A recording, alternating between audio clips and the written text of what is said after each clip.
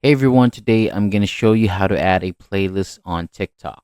This can be helpful if you want to organize your videos into different groups so that people can watch related videos more easily on your profile.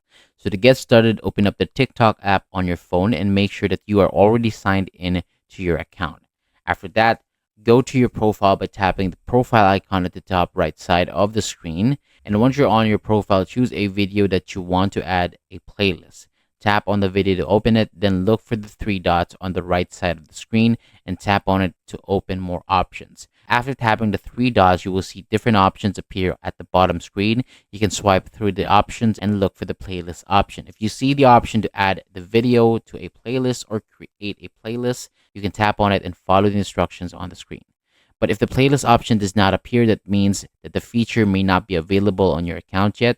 So TikTok does not give this feature to every account, and there may be eligibility requirements before you can use it. If you really need this feature, you can also contact TikTok support and ask for more information. And that is how you can check if you can add a playlist on TikTok. Thank you so much for watching.